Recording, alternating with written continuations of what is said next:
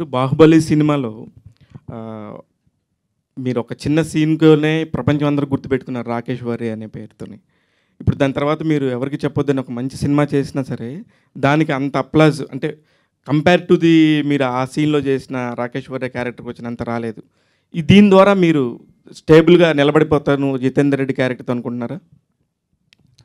కాన్ఫిడెంట్‌గా ఉన్నా అండి. ఎందుకంటే క్యారెక్టర్‌లో అంత పవర్ ఉంది. అంటే రేంజ్ ఉంటుంది కదండి యాక్టింగ్‌లో. ఇప్పుడు ఎవరికీ చెప్పొద్దు అనే క్యారెక్టర్‌లో అంత రేంజ్ లేదు. సో ఇప్పుడు రాజమౌళి గారు 'బాహుబలి' తీసుకున్నా, దాంట్లో రేంజ్ ఉంది. యాక్టింగ్ పర్ఫార్మెన్స్ చేయటం. దీంట్లో ఆ రేంజ్ ఆఫ్ యాక్టింగ్ చూపెడటానికి ఆపర్చునిటీ ఉంది. దానికి నేను ఒక్కో రకంగా కూడా ప్రాబ్లీ అట్రాక్ట్ అయ్యి ఉండొచ్చు. Rakesh bro hi. హలో అండి. హాయ్. ఇప్పటివరకు మీరు చేసిన క్యారెక్టర్లు చూస్తే అంటే 'బాహుబలి' కానీ ఎవరికి చెప్పొద్దు కానీ 'మిర్చి' అవి చూస్తే ఫిక్షనల్ క్యారెక్టర్స్. కానీ ఇది రియల్ టైం ఒక 'జితేందర్ రెడ్డి' గారు రియల్ టైం క్యారెక్టర్ కదా. ఈ క్యారెక్టర్కి మీరు ప్రిపరేషన్ ఏం చేశారు? అంటే మామూలుగా వాళ్ళ ఫ్యామిలీ మెంబర్స్ కానీ వాళ్ళకి కానీ తెలిసి ఉంటుంది ఇలా ఉంటాడు ఇలా ఉంటారని. సో ఆ క్యారెక్టర్లో మీరు జీవించడానికి ఎలా చేశారు? ఏ ప్రిపరేషన్ చేశారు? గుడ్ క్వశ్చన్ అండి.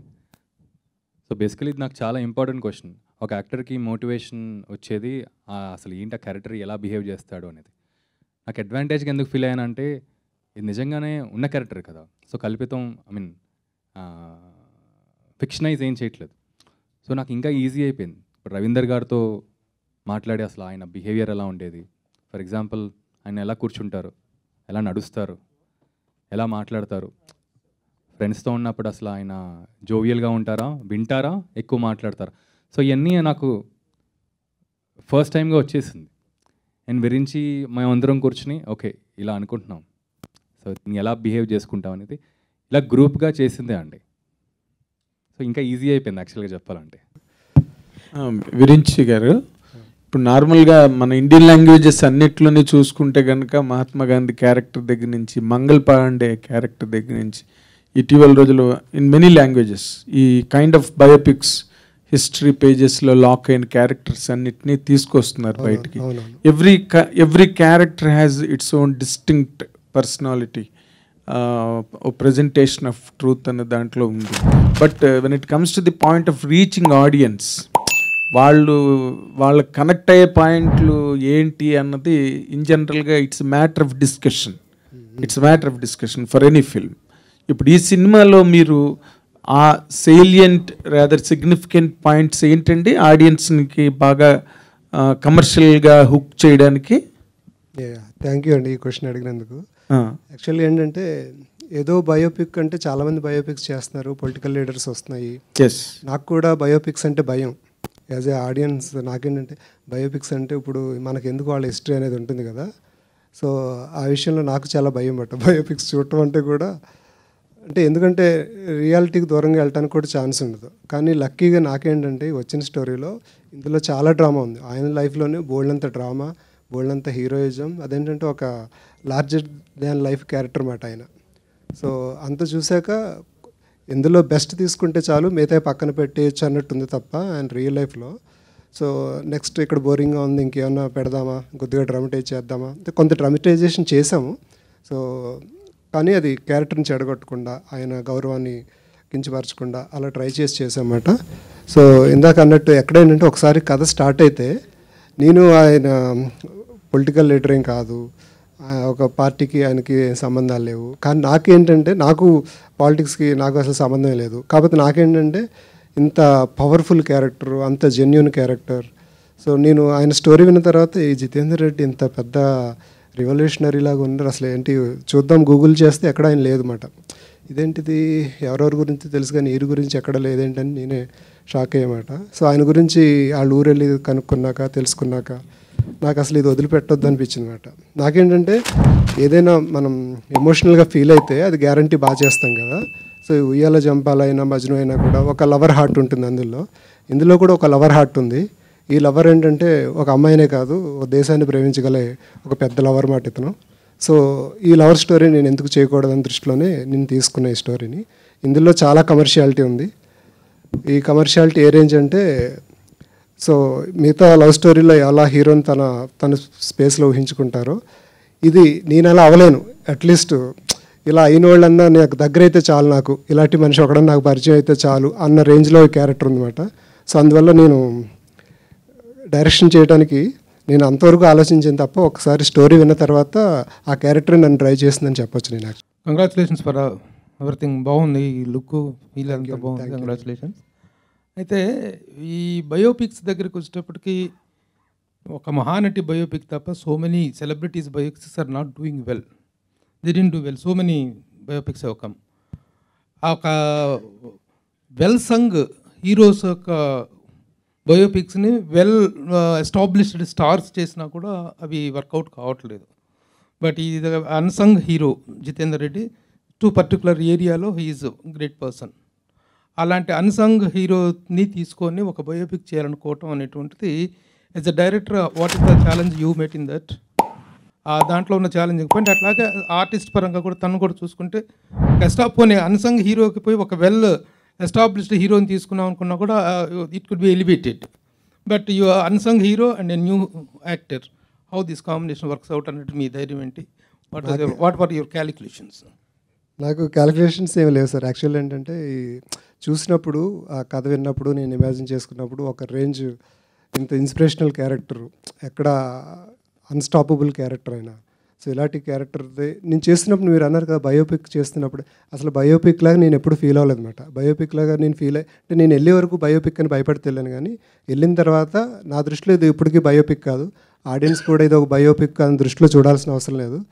ఎందుకంటే ఇది బయోపిక్లో ఉన్న లిమిటేషన్స్ ఏమి దీంట్లో లేవు, అంత డ్రామా ఉంది. ఒకసారి కథ మొదలైన తర్వాత ఇది బయోపిక్ ఇంకొకళ్ళు పిక్క, ఇందులో ఏమన్నా ఇప్పుడు ఆయన ఉన్నారు, ఆయనకి ఏంటంటే వాళ్ళ బ్రదర్ గురించి చెప్పుకోవాలని ఒక తపన ఉంది. రాకేష్కి ఏంటంటే ఈ క్యారెక్టర్ని బాగా చేయాలని ఒక తపన ఉంటుంది. నాకేంటంటే ఈ క్యారెక్టర్ నేను ఇంత ఎనర్జీ ఉంది, ఎంత ఎనర్జీని ఎలా ఎక్స్ప్రెస్ చేయగలను అనేది ఉంది తప్ప ఇది బయోపిక్ కదా చూస్తారా చూడరా లేకపోతే నేను ట్యాకిల్ చేయగలనా హ్యాండిల్ ఈ క్వశ్చన్స్ ఏమి లేవండి. ఎందుకంటే అందులో ఆల్రెడీ కమర్షియాలిటీ ఉంది, ఆయన జెన్యున్గా ఒక కాజ్ కోసం పోరాడుతున్నాడు కదా, సో అందులో ఫుల్ ఎనర్జీ ఉందన్నమాట. సో ఆ ఎనర్జీయే మా అందరిని నడిపించింది అనుకుంటున్నాను. సో ఆ విధంగా ఇది అసలు బయోపిక్గా నేను ఎప్పుడు ఫీల్ అవ్వలేదు, చాలా కమర్షియల్గా ఉంది సినిమా అంతా కూడా. నాగార్జున గారు పరిచయం చేసిన ఒక డైరెక్టర్ తర్వాత ఇమ్మీడియట్గా మంచి ఫామ్లో ఉన్న స్టార్ హీరో నాని చేసిన మజ్ను, ఇంత పెద్ద బ్యానర్స్తోని పరిచయమైన మీరు ఇంత గ్యాప్ రావడం అనేది నాకు తెలిసి 2 మంచి సక్సెస్ఫుల్ ఫిలిమ్స్ తర్వాత ఒక డైరెక్టర్ 7 ఏళ్ళు ఖాళీగా ఉండడం అనేది నాకు తెలిసి first time. At the same time యూట్యూబ్లో కానీ వికీపీడియాలో కానీ ఎక్కడా దొరకని ఒక అన్సంగ్ స్టోరీని history needs to be told ఇప్పుడు ఎందుకు చెప్పాల్సి వస్తుంది, ఎవరి కోసం చెప్పాల్సి వస్తుంది? 2 క్వశ్చన్స్ ఉన్నాయి ఇందులో. అది ఎవరి కోసం ఇప్పుడు ఎందుకు అనేది క్వశ్చన్స్ నాకు తెలియదు. అంటే నేను ఆ టైంలో ఏదో ఒక సినిమా చేద్దామని చెప్పి నేను అందరినీ చెప్పాను కదా, ఒక సిరీస్ ఆఫ్ అన్ఫార్చునేట్ ఈవెంట్స్ జరుగుతూ ఉన్నాయి. సో ఆ టైంలో ఈ కథ వినేసరికి నాకు వదలాలనిపించలేదు. సో వాళ్ళు అన్నారు కదా చాలామంది దగ్గరికి ట్రై చేసాం స్టోరీ అది ఇది అని చెప్పి. సో ఆ టైంలో నాకు ఈ స్టోరీ వచ్చే కొలది నేను కనెక్ట్ అయిపోయాను, నాకు వదలాలనిపించలేదు. ఇది ఒక 1.5 year బ్యాక్ నా దగ్గర స్టోరీ రావటం, నేను ఇమీడియట్గా చేయాలని చెప్పి డిసైడ్ అవటం, దాని తర్వాత దాని గురించి వర్కౌట్ చేయటం, ఇదంతా ఉంది. సో అది అలా జరిగింది అంతే. నాకేంటంటే నేను ఎమోషన్గా కనెక్ట్ అయ్యాను, ఆ ఎమోషన్ నేను జనాలకు తీసుకెళ్ళి వాళ్ళతో కూడా ఎమోషన్ ఫీల్ చేయగలిగితే నేను సక్సెస్ అయినట్టు. సో అంతకన్నా ఇంకేం లేదండి. రవిప్రకాష్ గారు అనగానే గబాలన సినిమాలన్నింటిలో చనిపోతారు, చనిపోయే క్యారెక్టర్స్ ఉంటాయి, ఈ సినిమాలో కూడా చనిపోతారా? అంటే కొన్ని ఆర్కిటైప్ క్యారెక్టర్స్ ఉంటాయి అనమాట, కొందరికి ఆ క్యారెక్టర్స్ అలా సెట్ అయిపోతాయి. సో ఆ ఆర్కిటైప్లో నేను కూడా ఈ సినిమాలో ఏంటి అనేది డెఫినెట్లీ రివీల్ చేయడం ఎందుకు, బట్ ఇందాక ప్రభు గారు అడిగినట్టు దీనికి రికార్డ్ అనేది ఉందా అనే దానికి నిదర్శనం ఏంటి అంటే, నేను ఈ సినిమా కమిట్ అయిన తర్వాత ఆల్మోస్ట్ ఒక 3-4 months షూటింగ్ ఆ గ్యాప్లో ఎవరో ఫ్రెండ్ అసిస్టెంట్ డైరెక్టర్ తోటి ఇలా మాటల్లో ఇలా జితేందర్ రెడ్డి అనే సినిమా ఏదో చేస్తున్నారు అంటే, అవునా జితేందర్ రెడ్డి ఏ క్యారెక్టర్ చేస్తున్నావు అని అడిగితే, ఏదో జితేందర్ రెడ్డికి బాడీ గార్డ్ క్యారెక్టర్ ఏదో గట్టయ్య క్యారెక్టర్ నువ్వు చేస్తున్నావా అని అడిగాడు. ఇది ఎగ్జాజరేషన్ కాదు, నిజంగా జరిగింది. గట్టయ్య క్యారెక్టర్ నువ్వు చేస్తున్నావా అని అడిగితే, అంటే ఈ గట్టయ్య క్యారెక్టర్కి అంత వాల్యూ అంత వెయిట్ ఉందా అనేది ఆ అబ్బాయి అడిగినప్పుడు నాకు అర్థమైందనమాట. సో తను కూడా అక్కడ జగిత్యాల చుట్టుపక్కల నుంచి. సో అంటే ఇది తను చిన్నప్పుడు స్కూల్లో ఉన్నప్పుడు కూడా ఈ జితేందర్ రెడ్డి క్యారెక్టర్ గురించి చెప్పుకునేవారంట. సో అప్పుడు చాలా I really felt happy. And ఇంకా డీటెయిల్స్ మళ్ళీ రవీందర్ రెడ్డి గారితో మాట్లాడడం అదంతా కూడా జరిగింది. కంగ్రాచ్యులేషన్స్. రజాకర్ మూవీలో చాలా మంచి క్యారెక్టర్ చేశారు. అది గూస్ బంప్స్ మూడ్ అందరికీ ఒక ఎమోషనల్ దాని నుంచి సక్సెస్ అయిపోయింది. ఒక నైజాం నుంచి వచ్చిన దానిలో మీరు ఉన్నారు. కంగ్రాచ్యులేషన్స్. Thank you. ఇలా సిమిలర్ ఒక సిచ్యువేషన్ జరిగిందండి. మేము ఒక కోర్టులో షూట్ చేస్తున్నమాట. కోర్టులో షూట్ చేస్తే జూనియర్ ఆర్టిస్టులు లాయర్స్ లాగా వస్తారు కదా, చాలామంది జూనియర్స్ని వచ్చారు. Lawyers ladies and gents, lady lawyers gents అందరూ ఉన్నారన్నమాట. సో లాయర్స్ చాలా న్యాచురల్గా ఉన్నారు, కరెక్ట్గా బాగా దొరికారు. జూనియర్స్ ఎక్కడి నుంచి తీసుకొచ్చారంటే వాళ్ళందరూ రియల్ లాయర్స్ అంట. ఎందుకు వచ్చారు, ఇంతమంది ఎందుకు వచ్చారు మన షూటింగ్ అంటే, వాళ్ళు జితేందర్ రెడ్డి ఒకప్పుడు లా చదువుకున్న కాలేజీలో వీళ్ళు ఇప్పుడు చదువుకుంటున్నారంట. ఆయన మీద ఉన్న గౌరవంతో వీళ్ళందరూ కాలేజీకి ఇప్పుడు లాయర్స్ అయిపోయారు. షూటింగ్ జరుగుతుందని తెలిసి వచ్చి జూనియర్ ఆర్టిస్ట్ లాగా వాళ్ళ డ్రెస్సులు వేసుకొచ్చి జూనియర్ ఆర్టిస్ట్ లాగా యాక్ట్ చేశారు అన్నమాట. సో వాళ్ళకున్న రెస్పెక్ట్ ఆయన పైన. సో ఇవన్నీ చూస్తుంటే ఆల్రెడీ విన్నప్పుడే మేము ఒక ఎగ్జైట్మెంట్ ఉంది. సో ఇవన్నీ జరుగుతుంటే కూడా మాకు సో ఆ ఎనర్జీ ఇచ్చిందన్నమాట. అది అంటే ఇది విరించి వర్మ లాంటి ఒక అంటే వెల్ నోన్ డైరెక్టర్ వచ్చి చెప్పబట్టి ఓకే చేశారా, లేదంటే ఎవరు వచ్చి చెప్పినా చేసేవాళ్ళు ఈ స్టోరీ? ఫ్రాంక్గా చెప్పాలంటే విరించి దగ్గర ఇలా ఒక కథ ఉందన్నప్పుడు ఫస్ట్ ఎక్సైట్ అయ్యానండి. విరించి వర్మ తను 2 సినిమాలు ఇష్టం నాకు, కానీ కథ వినిన తర్వాత అది మారిందండి. అది చాలా సెకండరీ అయిపోయింది. కథ అనేది ముందుకు వచ్చేసింది. సో అంటే బేసిక్గా ఏంటంటే ఇంతకుముందు మీరు బాహుబలి చేసిన తర్వాత ఒక సినిమా కూడా చేశారు, అది పెద్దగా ఫేర్ చేయలేదు కదా. అంటే ఈ జితేందర్ రెడ్డి లాంటిది ఏంటంటే అందరికీ ఇప్పుడు అల్లూరి సీతారామరాజు ఈ కైండ్ అనుకోండి అందరికీ తెలిసింది కాబట్టి దాని మీద ఆల్మోస్ట్ ఒక ఇంట్రెస్ట్ క్రియేట్ అవుతుంది. బట్ జితేందర్ రెడ్డి లాంటి ఒక ఈ బయోపిక్ అనేది చాలా కొద్ది మంది మాత్రం ఒక ఏరియాకి మాత్రం తెలిసిన స్టోరీ కదా. సో దీన్ని అంత లార్జ్ స్కేల్లో చెప్పాలన్నప్పుడు దానికి మీరు ఎంత ఎఫర్ట్ పెట్టాలి, నేను ఇంత టైం కేటాయించాలన్నప్పుడు మరి మీకేం భయం అనిపించలేదా? What's next after Jitender Reddy? అది ఎంతవరకు అంటే నన్ను ఓన్ చేసుకుంటారా లేదా ఆ క్యారెక్టర్లో ఓన్ చేసుకుంటారా అనేది ఈ డిఫరెన్షియేషన్ ఏం కనిపించలేదు మీకు? ఫస్ట్లీ మీరు అడిగిన దానికి అంటే ఎక్కువ కంటెంట్ లేదు అని అన్నారు కదండి, అది నేను అడ్వాంటేజ్గానే తీసుకున్నాను. ఎందుకంటే అది ఆల్రెడీ చాలా మటుకు ఉందనుకోండి, ఇంటర్నెట్లో ఇప్పుడు మీరు కొట్టినా కూడా ఎక్కువ రాదు. అది అడ్వాంటేజ్ కదా, ఎందుకంటే మనం ఫ్రెష్ ఒక స్టోరీ టెల్లింగ్ ఉంటుంది. అంటే జనాలకి తెలుసు అప్పుడు జగిత్యాల వాళ్ళ చుట్టుపక్కల ప్రాంతంలో, సో అక్కడి నుంచి తీసుకుని ఒక అండ్ రవీందర్ గారికి కూడా తెలుసు కాబట్టి అది నాకు ఇంట్రెస్ట్ అనిపించింది.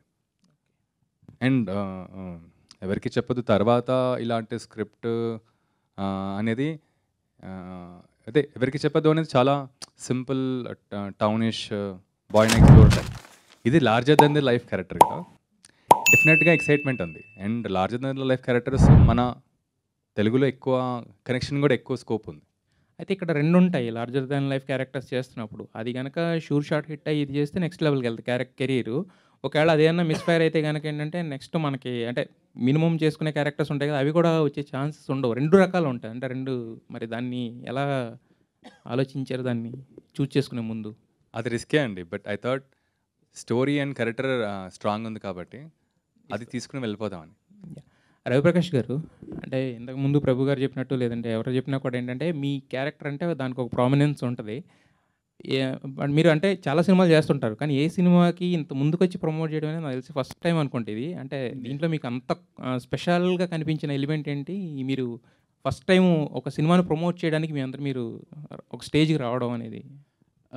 ఇందులో పర్టికులర్గా చెప్పాలి అంటే ఇందాక రాకేష్ చెప్పినట్టు 4 పిల్లర్స్ ఏవైతే రాకేష్ చెప్పాడో, అటు ప్రొడ్యూసర్ గారు కానీ, డైరెక్టర్ గారు విరించి గారు కానీ, అలాగే కెమెరామెన్ జ్ఞానశేఖర్ గారు అండ్ మా ప్రొడక్షన్ చూసుకున్న వాణి గారు, వీళ్ళందరూ ఏంటి అంటే when a proper story and when a proper character is being portrayed with a proper support of these kind of people, అదేంటంటే మనం సినిమాతో కనెక్ట్ అయిపోతాం, ఆ ప్రాజెక్ట్ తోటి కనెక్ట్ అయిపోతాం. సో డెఫినెట్లీ దీని ప్రమోషన్కి రావాలి అంటే ఫస్ట్ ఆఫ్ ఆల్ అసలు విరించి ఇలా April 3rd ఉంది ప్రోగ్రామ్, డెఫినెట్గా ఏ పని ఉన్నా సరే నేను వస్తాను అలా అనిపించింది అనమాట. ఎందుకంటే ఆ ప్రాజెక్ట్కి ఉన్న కనెక్షన్ అలాంటి.